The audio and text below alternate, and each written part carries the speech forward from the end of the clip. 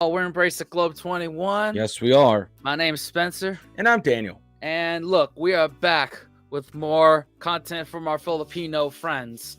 This is Filipinos who make Pinoys proud, part 2. Oh, yes. This is from a heck of a response that y'all gave to us for part 1 of this series. Y'all came out for that one. It blew me away how the person talking revealed he tied it all together at the very end of each story. Admirable, but very low. Come on, you lead with that. Lead with how some of our Pinoy friends were in stuff that we grew up with. Pokemon, Disney, things like that. Yeah. Anyway, it was good viewing. I enjoyed that. So I can't wait for this part. Let's see what's in part 2. 3, 2, 1. I'm gonna bend you over, Salt Papi, and no one will stop me. You understand me? I'm the underdog, bro. You don't even know what you stepped into, bro. You don't even know. Salt Papi, some strong words over there. First of all, I'd like to thank God, my team, my brothers, and my dad for training me for this event, and my coach. I'd like to thank Happy Punch Promotions and Misfit Boxing, KSI, for giving me this opportunity. I'm very happy to be here. And I'd like to thank Andy Worski as well for taking this fight. Respects. Yeah, respect for that. And he can talk as much as he wants, but I let my hands do the talking in the ring, like I did. Salt Papi, a final word? I just wish him a speedy recovery. I'm kids like my age in the streets. I grew up watching Manny Pacquiao. Showboating from Salt Papi. Salt Papi has some of the best arms.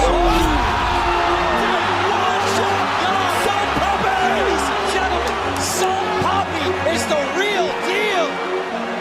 Salt Papi making a statement with that one.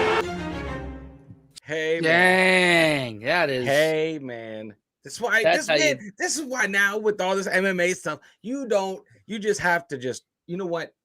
Respect everyone. You don't know what anyone's capable of. Yeah. I don't give a shit. That's karma right there in a nutshell, is saying, "Oh, I'm gonna get you," and then the other person, Salt Papi, is like, "I like to thank God, my trainer, and I wish him a speedy recovery." He's very humble and lets his hands do the talking. That's just make your moves in silence. That's the best kind of small talk there is, man. Like, I will put you to sleep, and I wish you a speedy recovery. Like, wow. all right. He says the most with a very, very few words. God, man. Salt Papi making a statement with that one. Social media has been taking over the entertainment industry. It's also starting to make noise in the professional sports industry.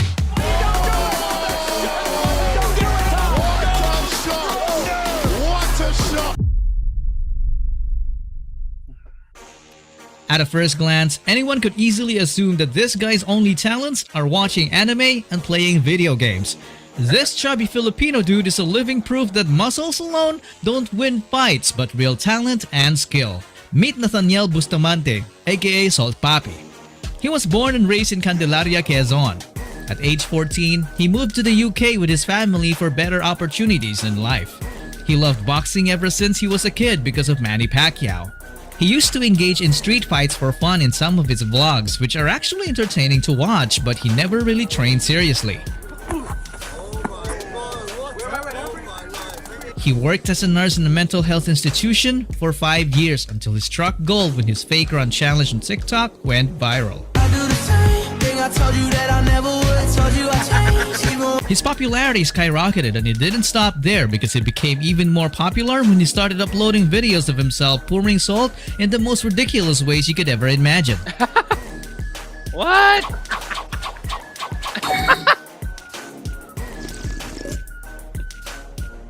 Nice. This is when he earned his infamous nickname. He made his boxing debut in March of 2022 when he was given the opportunity to match up against the English YouTuber Halal Ham. Days before the fight, Salt Papi's opponent couldn't stop talking smack. You think you're better than boxing than me? Bastard, shut up! I'm going to send your Filipino butt to China. Bastard, shut up! But come fight night, he made Halal regret everything he said. Oh, lovely league. definitely battered. I want to see this guy fight again. Wow. The internet took notice because it was 3 full rounds of humiliation. Salt Papi!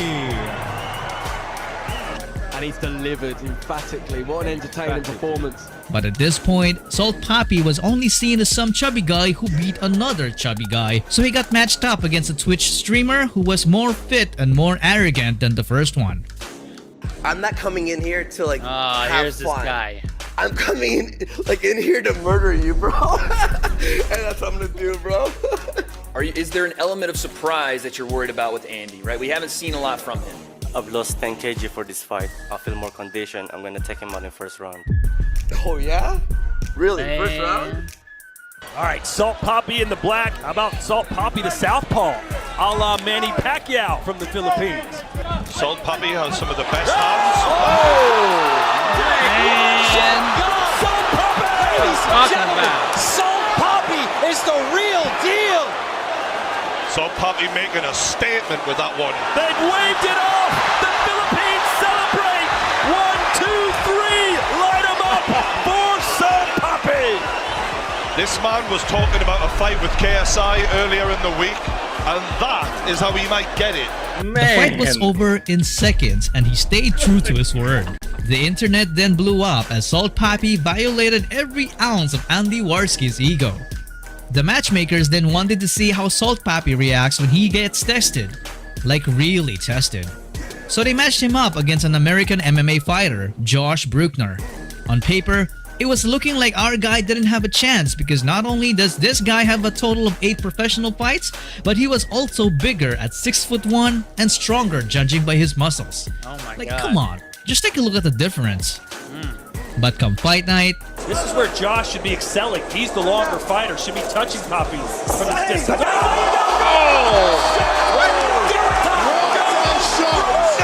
What a shot! Man, What a shot! he may not get up. Clean. He's struggling here. He's struggling. It's over. It's all over. Whoa! Papi train rolls down the road. Man, this guy. Do not judge a book by its cover. Oh man, I love that.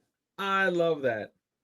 It's I think it goes along with the Filipino spirit of competition and just flat out beating your opponent by sheer strength and sheer talent. It just, that's what the one of the videos says, just hard work, training that is just pounded into them. You know? And just not giving up. Yep, not giving up. Not having an ego, just going out and doing it the damn Once thing. you apply that discipline to anything, if you're not successful, you will still lay among the superstars. Exactly. You can't go wrong with that. Yep. That was a Manny Pacquiao left hand. Stepped inside the guard. You don't see that a lot. And taking advantage of the inside lane and popping him. this was the fight when Salt Papi gained the respect of everybody, even the pros. Who are the top 3 creator boxers right now? Salt Papi. Yes. One? Yes. Salt Papi won? Yes. Technically wise, and like he seems like he understands boxing at a higher level, so I would say Salt Papi. Technically. Also well deserved. He is so entertaining, so good, so sexy. He just seems like he gets everything and he's understanding it, and I think he's gonna get better. This win catapulted him into the top 5 pound-for-pound influencer boxing rankings, along with big names such as KSI and Jake Paul. Heck, some of them are even scared of him now.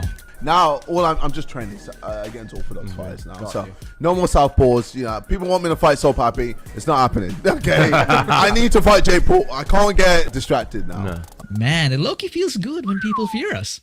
Wow. Another Filipino who should be. That's them two, KSI, Jake Paul, those top of the influencer boxers. When they are scared of Salt Papi, you know that's real business there.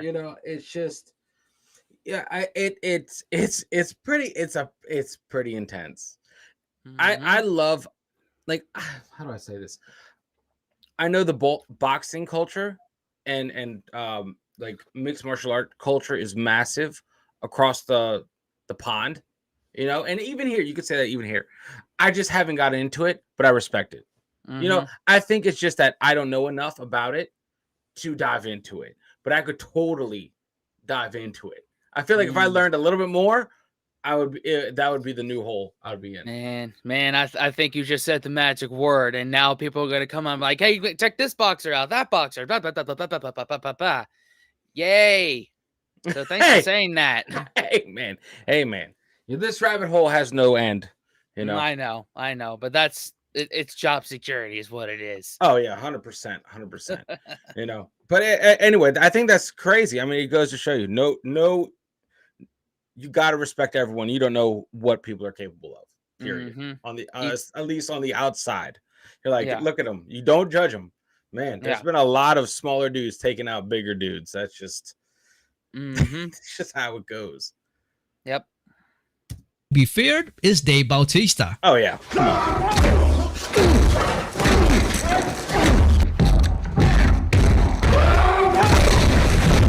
He was born and raised in Washington, D.C. by his American mom and Filipino dad who worked as a taxi driver and a barber.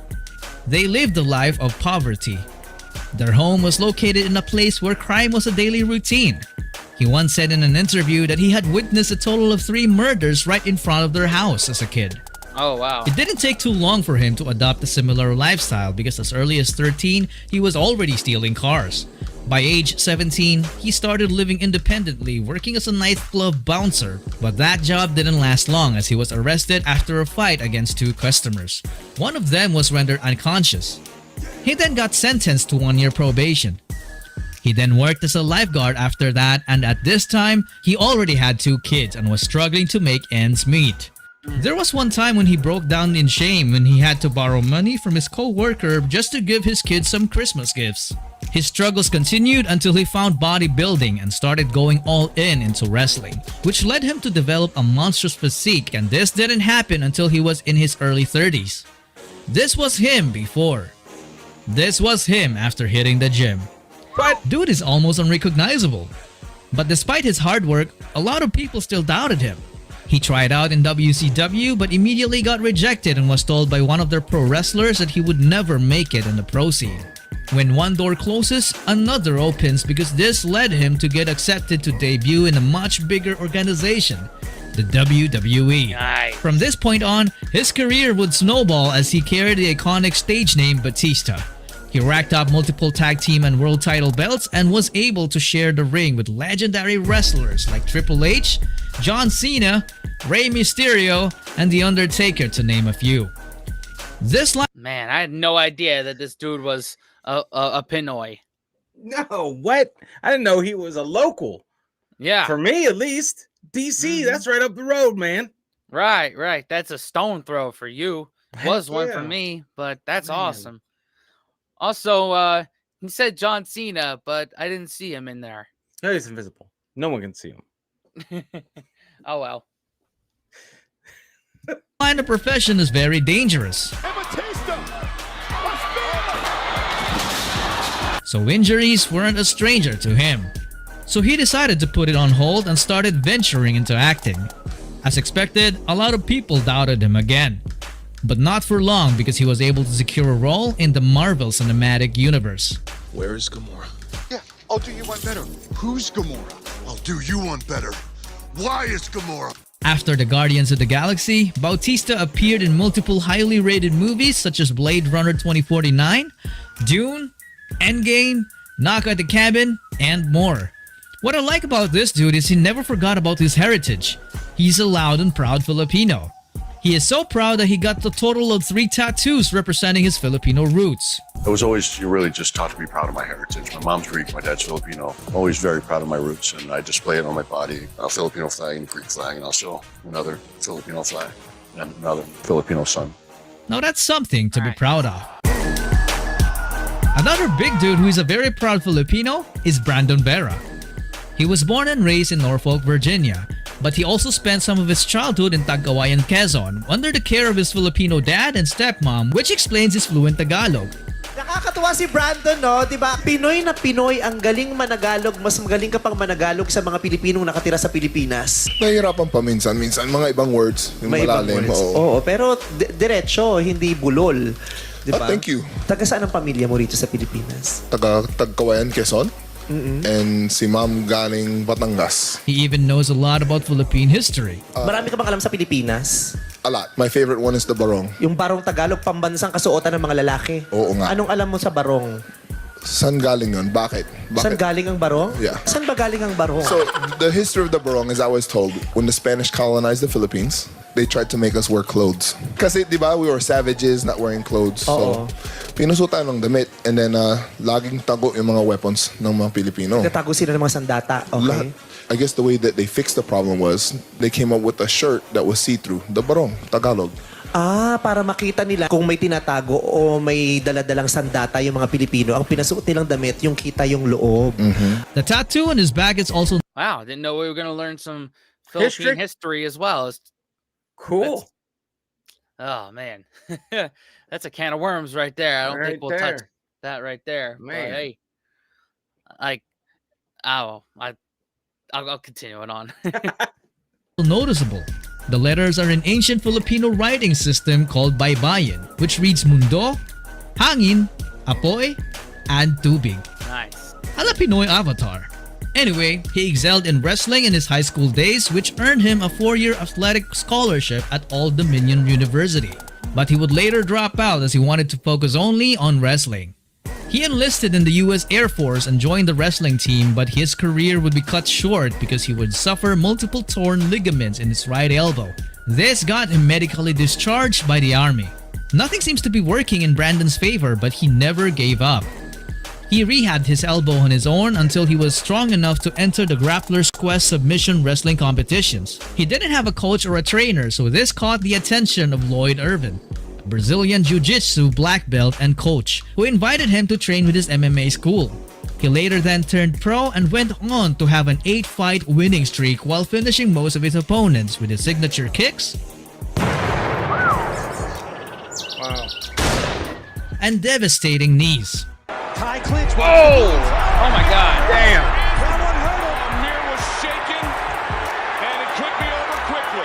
Though he didn't quite reach the goal to become a champion in the UFC, he did become one in ONE FC in a brutal fashion by finishing all of his opponents. The wrong way. Oh, body shot that hurt him. And he goes upstairs as well. Down from the nose, the punches come down. Yuji Shibata steps in. It's a lead hook. I was swinging.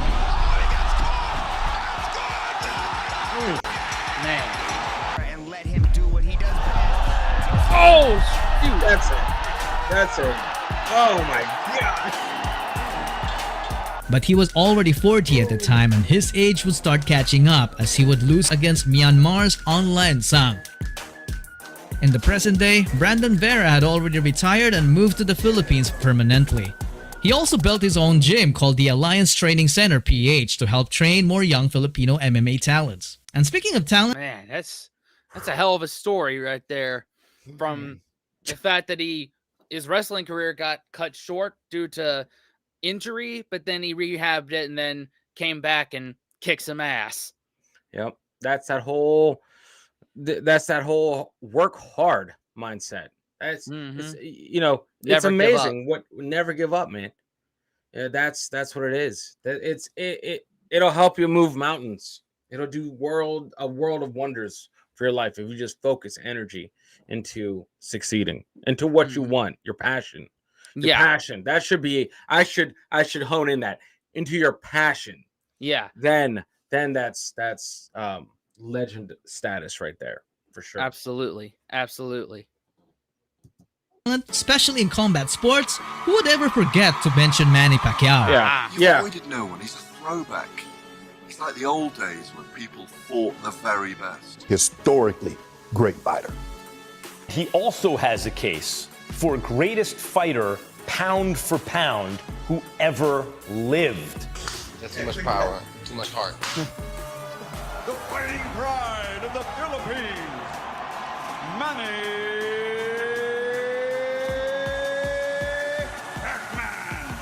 Pacquiao.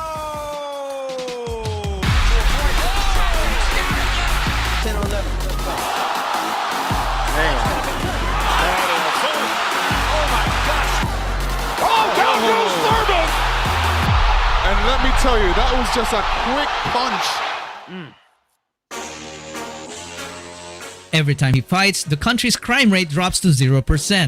He's a master not only inside, but also outside the ring. Manny, you have something very kind to say about us, Yeah, to I the people have, of the Philippines. Okay, hello Philippines. Itong mga kasama ko, hindi sila nakakaintindi ng Tagalog. Oh God, here we go.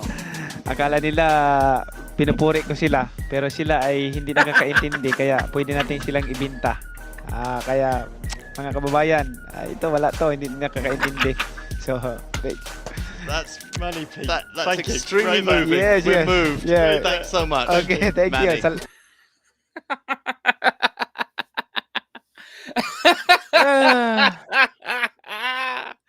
Oh God, I just gained more respect for Manny Pacquiao. Yeah. That's the only reason I want to learn these languages, is so if someone tries to pull that shit on me, I could call them out and be like, excuse me? And I just want to see the look on their faces when I do. Yeah, because this is a glorious moment. Yeah. This is a glorious moment. Trolling these two. Mm. It means so much to me. Like, really? These two white dudes just don't understand what the hell just happened. Oh, man. We like Thank that. you. Everyone loved Manny, even the biggest celebrities. But before gaining all that fame, he had to go through a lot of pain because he was born and raised in General Santos at the time of poverty and war. At age 5, he'd already seen dead and decapitated bodies. Military and rebel shootouts would happen just a few meters away from their home, so his family had no choice but to leave and settle in a nearby province called Sarangani. Manny's dad was barely there for them, so his uncle played the role of a father figure. He started training Manny how to box and also taught him how to fish at a very young age to survive. He joined several amateur boxing competitions and dominated all of them, but he wasn't earning enough because most of what he got was just a bunch of trophies and medals. Life was too hard that it came to a point that Manny's dad butchered their own dog just to have food on the table. Oh no. This was Manny's wake-up call, so at age 16, he traveled alone to the city of Manila to become a pro boxer without letting his mom know because he knew she wouldn't allow him back then. He made the gym his home and slept in the ring every night. In Manny's first professional fight, he had to lie about his age just to get in. He was a malnourished kid, so he put heavy objects in his pocket just to make it into the flyweight division, which explains why he looked significantly smaller than his opponents in his early fights. Wow, that's a hell of a way to get into those fights. Not only put stuff in your pocket, but also lie about your age. Yeah, man. Like, it reminds me of when Mila Kunis auditioned for her role of Jackie on That 70s Show. She told the producers, "I'll be 18 on my birthday." She just didn't specify which birthday. Which birthday? No lie was told. Yeah, so Manny Pacquiao probably said, "I'll be 18 on my birthday," just didn't say which birthday. Exactly. Yeah, look, I'll be 40 on my birthday. 100%. Yeah. That's science. Exactly. Yeah. But despite the handicap, he still went on to dominate and clean up the whole flyweight division, gaining him a world title belt in the process.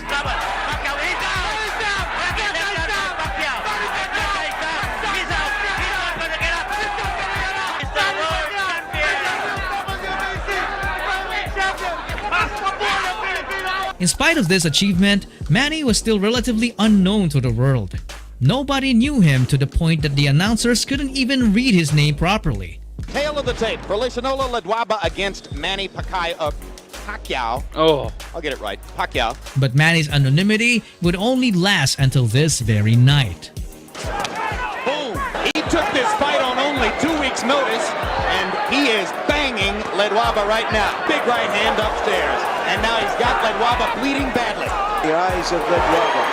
That's a TKO victory for the very impressive Manny Pacquiao. I frankly had never heard of him, but I've seen and heard of him now. And you want to see him And again. I want to see him again. He would then beat everyone in bantamweight, so he had to move up to featherweight where he would earn the nickname Pac-Man, as he would devour most of the Mexican monsters in the division. Oh man.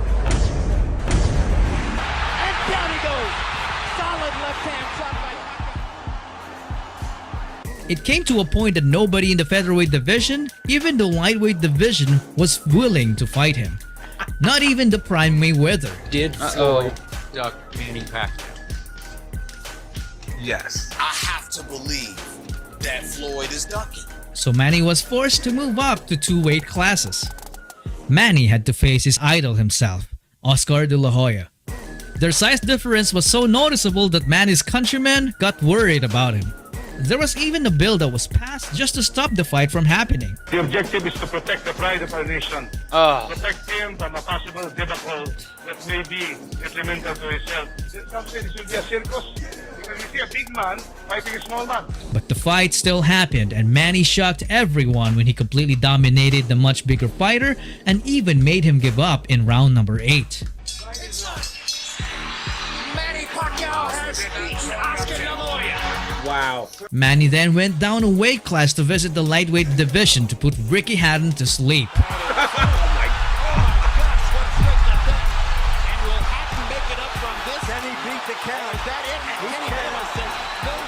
Then moved back up to welterweight and proceeded to go on a rampage against bigger opponents. One notable victim was Antonio Margarito, who was arguably the biggest fighter Manny ever faced. What made this matchup interesting was the drama leading up to the fight because Margarito was so arrogant and insulted Manny in multiple ways. Así va a quedar, mira. Así va a quedar llorando. Julian, who's gonna win? Pacquiao or Margarito? Margarito. Yeah. All right. Yeah. Who's that? Margarito. No, this guy. Es puto Pacquiao. Así es, pendejo. But just like Salt Papi, Manny did all the talking with his fists. Good God, man. Yeah. Pacquiao hits a block with a big left hand and then flurries and backs Margarito. Oh, God. Hell yeah, let's go. A vicious beatdown of a guy who outweighed him 17 pounds in the ring.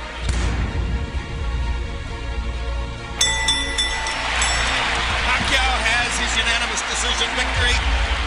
Margarito has a vicious beatdown to remember. Margarito, what happened? His 5th consecutive conquest of a significantly bigger man. Manny Pacquiao. Man, all that shit talking from Margarito. Man. That's crazy. So he went all over the weight classes. He was like, okay, you're not going to come down to me. I'll go up to you. That's insane. That is insane. You have to put on so much more muscle mass to get into that next fighting class. And then strategically drop that weight to get back into the other. Like, that's insane. He just pops up and over. That's some dedication my there. God. Yeah. And what struck me is that the Philippines tried to make a national law outlawing the fight that Pac-Man's going to do. Yeah. Like, to protect their image. Like, how little faith do you have in Pac-Man? Well, it's tough. You never know. You never know. And because, you know what it is? Because they see those crime numbers. Yeah. And so they're like, okay, we need to ride this as much as possible. I would say it's less pride than more like statistics. Like, all right, when Manny fights, we got to have all eyes glued so we can all just take a break for a second in this country. Yeah. You know? Yeah, I understand that. I that's the only reason I would say it went up that high. You know, Mhm. I would not say really. I don't know. I don't think it'd be to save embarrassment. I can't believe that the whole country banning something because of pride. I think it's more so the fact that it was the unifying thing. Like, hey, no one's committing crime right now, so we're good. Brought people together and stopped crime for a little bit. Which is nuts. Which is nuts. Oh, God. His career is definitely full of interesting fights, but it would take hours if I had to share all of them. For now, let me just give you a perspective on the magnitude of his achievements. Manny is the only 8-weight division world champion, and he has held a total of 13 world titles across all of them. This is a feat no boxer has ever done before. He made it into the boxing world fighting bigger guys, and retired fighting even bigger guys. He was the people's David against the world's Goliaths, and because of his legacy, he became an inspiration to many aspiring young athletes. And one of them was surprisingly a young woman, Hidilyn Diaz. Okay. She was only 9 when she got introduced to weightlifting by her cousins, as they used to haul wood, which is a common thing in the provinces to gain extra money. She liked it instantly as she discovered that she was actually stronger than her cousins, who turned out to be boys. Wow. They also lived a life of poverty as her parents struggled to make ends meet. Hidilyn was the 5th child among 6, so his dad's income as a tricycle driver and a part-time farmer was barely enough to support them. She had to borrow shoes and uniforms for training and gladly took hand-me-downs. Going to the gym was even a struggle for her because she didn't have money for fare, so she had to sit on her friend's lap to avoid paying. Oh my god. Despite all the difficulties, Hidilyn kept going and her hard work paid off as she got selected as the wildcard entry in the 2008 Summer Olympics in China, making her the first ever female weightlifter to compete for the Philippines in the Olympics. Oh wow. She was only 17. Making it to the Olympics was a good achievement, but winning it all was the ultimate challenge.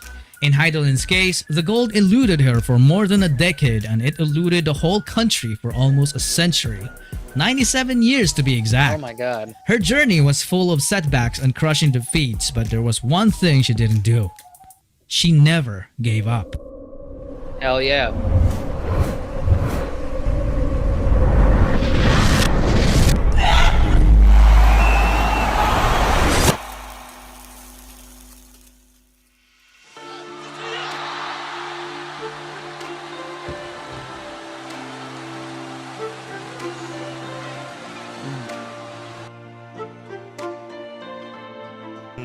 Inaano siya, chini-cheer siya dito, egging her on to lift this weight, 189 kilograms. Oh no!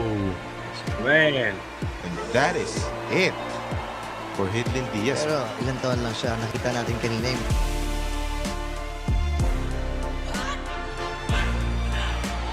doesn't matter, it doesn't matter. It's not going to gain her any positions, it's not going to mean anything. After winning silver in Rio, Hidilyn didn't get contented, so she kept training for the 2020 Olympics. She trained in Malaysia to prepare, but the pandemic happened. Her team got stranded in Malaysia for almost 2 years without training gym access or equipment. Oh no. But instead of doing nothing, she kept training by using improvised tools such as heavy bags and water bottles. There was a point when they ran out of money and had to ask for financial help on social media, which led to her getting bashed by some fans. But Hidilyn didn't let it get in her head and instead kept training. In the final moments of the competition, China set a world record of 126 kilos in the clean and jerk category. Liao back into gold medal position. All right. Wow. A new Olympic record with that lift at 126. The pressure now goes back to Hidilyn Diaz, who has one lift remaining to become let's see. Olympic champion. Hidilyn's last successful attempt was 124, and in order to win, she had to break the world record again by adding 3 more kilos to make it 127, which was something she'd never lifted in the past. That is almost 300 pounds. It's like lifting a Batista. Wow.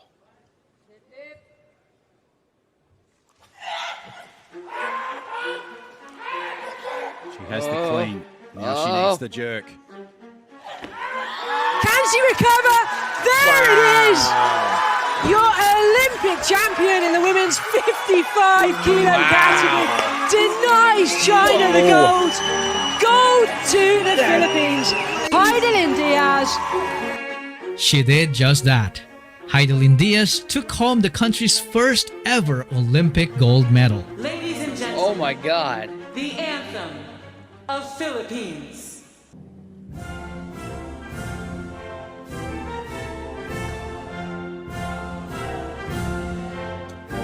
Wow.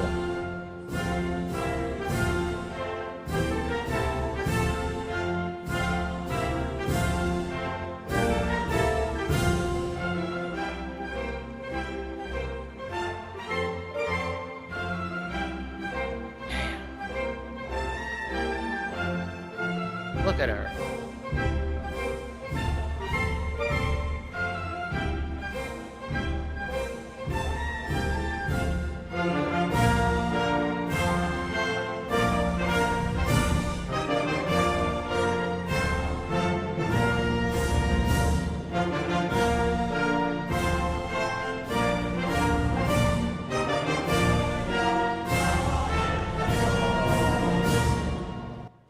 Man, kind of felt a little emotional there. Oh yeah, man. Because, you know, we are not known for our physical gifts.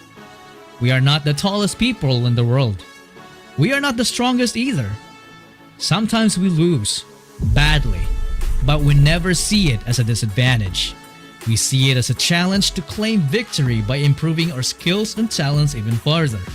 We are Filipinos. We are a proud race. Sometimes it makes me wonder, why are we always so proud? Well, the answer is simple. Because we believe that our country's heart and soul are its people. Man, hey, oh man. That was emotional. That's the first Olympics that Olympic you hear gold. that you hear the Filipino national anthem in. It was the first one. It's something that us as Americans take for granted because we're winning Olympic golds. So we crap them out of our rears. At least like Michael that. Phelps did for that brief stint. He got all the medals, I believe. Right. But the fact that that woman did not give up since like 08. That's like, let's say 08, 12, 16, 20, 4 Olympic cycles, and she finally got it and did her country proud. And I mean, they have a gold. You know what I mean? They have a gold now in that country. That's huge. That's an iconic moment for that country. Sure, for the people. Especially considering how for almost 100 years they've been coming just so close with silvers and bronzes. Yep. Man. Finally broke through.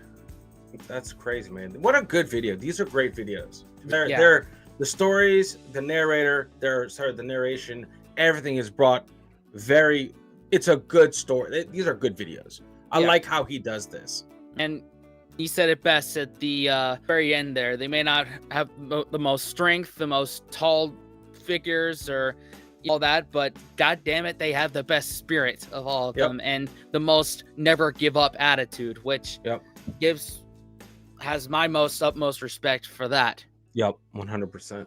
So y'all know what to do when it comes to getting part 3 on the channel. Y'all comment the crap out of it, share it with everybody, consider subscribing and watching another video. That's how you get part 3 faster. Yep. Wash your hands, scrub your toes, wipe your ass, blow your nose, embrace the globe, unplug, and do something legendary, guys. We'll see you next time. Later. Fellas, we could be that mistake. Let's do this.